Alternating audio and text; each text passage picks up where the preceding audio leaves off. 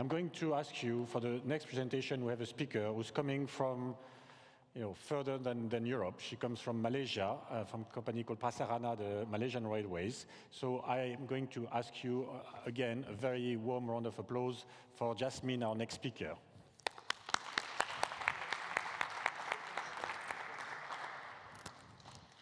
Hello, hi, good afternoon, everyone. Thank you so much for coming. I think he has introduced us well. We come from a really far land compared to here. It took us about 14 hours and 15 minutes to get here. So my topic of discussion, my topic of presentation today is actually on new revenue opportunities with creative development in Malaysia. And I hear that a lot of people have spoken about ancillary revenue. And the first thing that come in mind is the additional services that we're giving for our rail customers. But in the case of Malaysia, what we're doing is this: anything that's additional that complements the services for our rail passengers, we put it directly under fare box. So what we do here is the non-fare box, and this is solely on creative business development, and you will be able to see it. So my name is Jasmine Sulaiman. I'm the Executive Vice President Commercial for Prasarana Malaysia Berhad, and that is the public transport operator for rail in the Greater Klang Valley, as well as the bus operator for Klang Valley, Penang, Kuantan, and these are the main states of Malaysia. So you'll be seeing a little bit of graphic going on. That is to ensure that you know exactly how a bus looks like, how a train looks like, and also for me to highlight a little bit on, okay, this pointer is going to be working, yeah. So all our rail track has pillars, and all the pillars are being used for advertising. We also have already allocated spaces for kiosks, and at the same time, all the rail track here, these are all inbuilt with network infrastructure. So it provides connectivity for the Greater Klang Valley. Now, let me introduce a little bit on Prasarana. Prasarana initially started off as a project manager. So we identify the capacity, we identify what is needed, and we are directly under the Ministry of Finance, governed by the Ministry of Transport.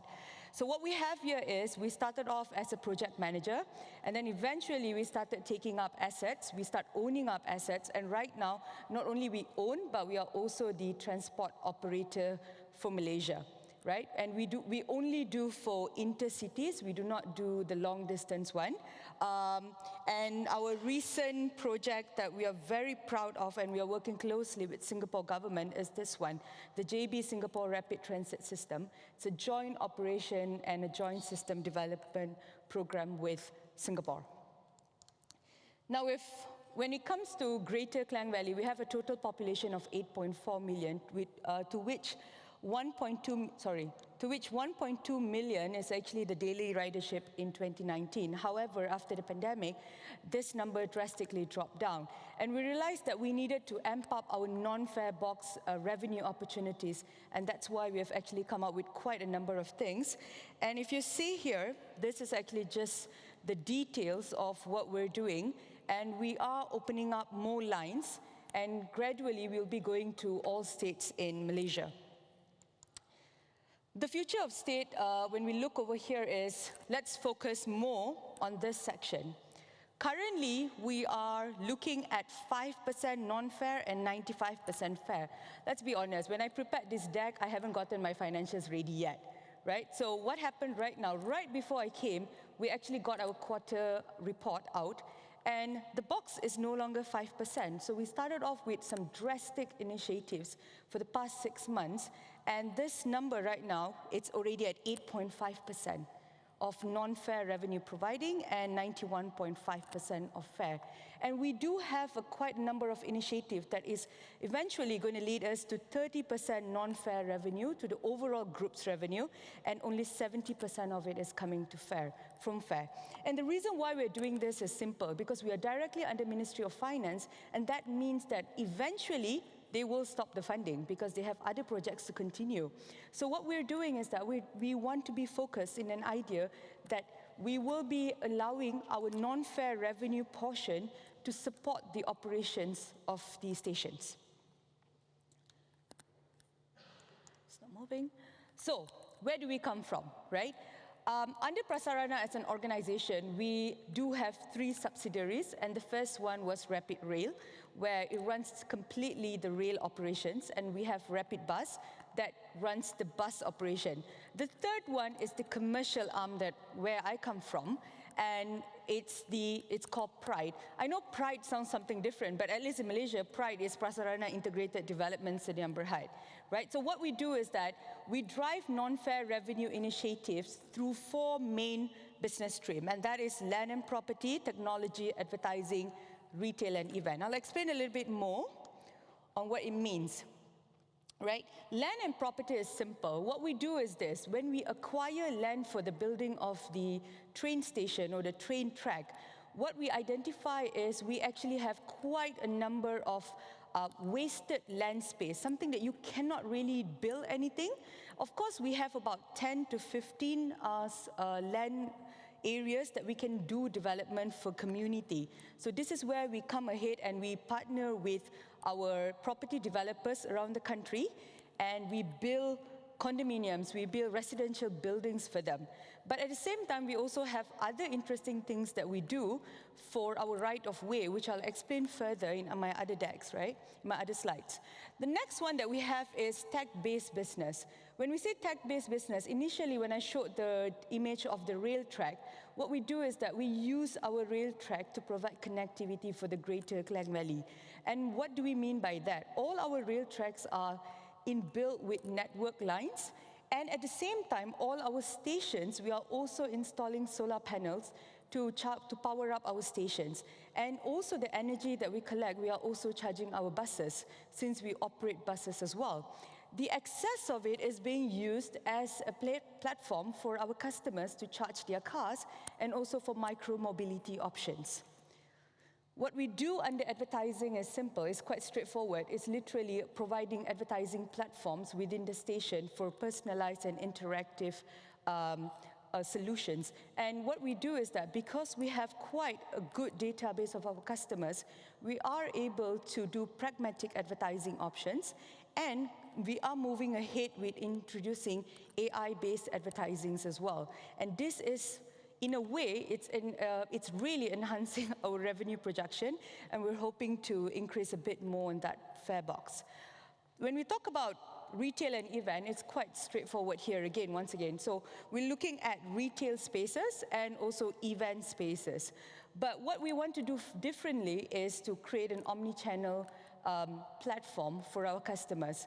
So we do have a mobile app, and we're developing it in a manner that customers can purchase things online, collect them at our stations, and also, again, we have virtual changing rooms in our event space, as well as our retail spaces. So brands, apparels, they can actually just have their designs and all their fashion latest information installed at our station, and customers who are waiting, they're able to know how these clothes look like on them.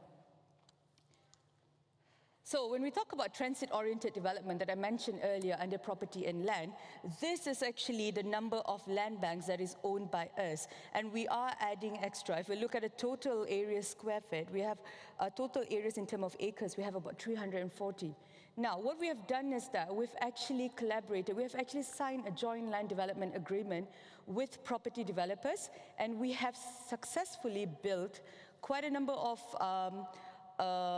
condominium, and one that we are handing over the keys is in Ara Damansara station. I know the name sounds very, very strange here, but if you Google up Ara Damansara, I'll be more than happy to show the designs later on. We will be handing over the keys, and that will be housing close to about 650 families. And all they have to do is that they just come down the lift, and they're already at the station already, right? And the way that we earn our revenue is through the estimated gross development value. And the gross development value allows us to see how much we earn from cash, and at the same time, in-kind units, where in-kind units really help to push the revenue portion. So what do we do with land that is within the right of way, right? And what do we do for land that we know we can make money in the long run, or these lands can be converted into hubs, initially acquired for hubs? What we do is simple. We go for urban farming. We want to ensure that we steal get revenue out of it. And because urban farming can be done in an area even 3 by 5 feet, 3 feet by 5 feet. So we do that. And how does it complement our customers? Our customers are simple. We actually provide retail space for all these urban farmers. For them to set it up, we actually have stores inside our station that sells fresh produce.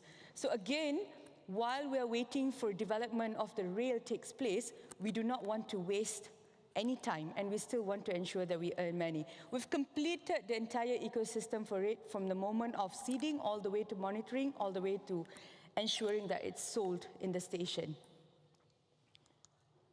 Now, the next thing that we're doing is that we no longer look at our coaches as a single coach that needs to be dedicated for passengers and also for goods, for transporting of goods. What we're doing is that we're transporting goods along in the same coach that our passengers are in. So we have already built a system in a way that it's able to see the load in each coach, and at the same time for us to install in all the safety features that is fitted according to our coach type.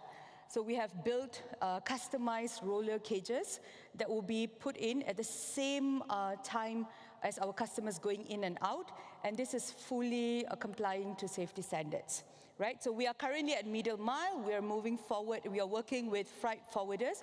We'll be moving forward and expanding it to other lines as well. And finally, we are working with courier operators for our last mile. So this is how we are looking at. When we build a blueprint for customer journey, the first thing that we think of is the same thing in everyone's mind: digital experience, digital customer journey. But that's not what we want to look at entirely. Digital customer experience does not necessarily only have to happen in the digital space. It can happen in every segment of our customer's life, and that's also physical touch point. Which is why if you stay here, you're starting here from the comfort of your home, planning, purchasing items on the go, picking it up from the station, all the way collecting points as loyalty programs, real-time buses. There's even to a point that we also have common workplaces in our stations. For those big stations, we have shared working spaces. They can also work at the comfort of our station. And finally, while they're coming back home, there's also last mile solution, because we are not entirely connected to every part of the town. So there is also last mile options given. Now, we spoke about all of these things, and how can you track all of it, right? And how do you actually get people to invest? How do you get people to purchase your system? Because when we look at any form of solution, the first thing that we think about is to fit every different type of products and services. And we do not want to get our customers to go to different platforms for different purposes. So what we've done is that we've actually built in-house a booking platform whereby they are able to, immediately they will have to register, and it's integrated to SAP. This is a system that we use for both tracking of our asset as well as for financing purposes. So the moment they have registered, they are able to see the availability of an asset, and if they want an asset, whether it's available currently or if it's going to be available, or if it's not available, when will it be available? And of course, they can immediately do their booking. The system is also agile in its way that you can upload your artwork or your proposals, be it for advertising, retail, or even tech-based proposals as well. You can purchase based on the number of services that we have. You can see here, these are all the things that we have. And then invoicing is done online. You will be able to track your purchases. You can also apply for your work permit, because there's a lot of construction that takes place, renovation. You attend your safety briefing online. Contract management is also done online, letter of offer, service level agreements.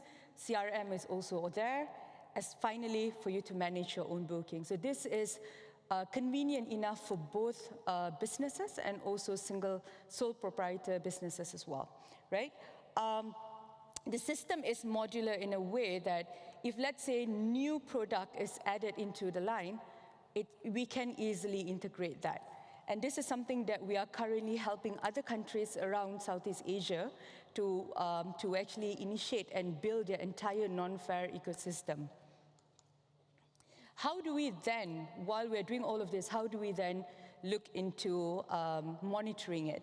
Simple, we actually have an inventory management dashboard where you can track real time all your asset status. Of course, this is for us, this is for Pride, but for all our other clients that we are actually consulting, we will change it based on their requirement. So Pride, not only as a service that we are doing all of this for the benefit of Prasarana, guess what? We are also consulting other countries in terms of what we can do, because we believe that let's uplift everyone. So in this sense, income, cash flow, total occupancy, which is very important. Finally, what do we have when it comes to moving forward, right? Any initiatives that we do under Pride, any form of revenue opportunities that we do, at the end of the day, it needs to create value. And this is where you see all the boxes that I mentioned earlier. It's there, land and property, advertising. The entire ecosystem needs to be connected in a way that you are able to create the value, and finally, there's a value spillover at our station and also at digital space for our clients as well. That's all from me. Thank you very much, and I think that's all. Yeah, that's all.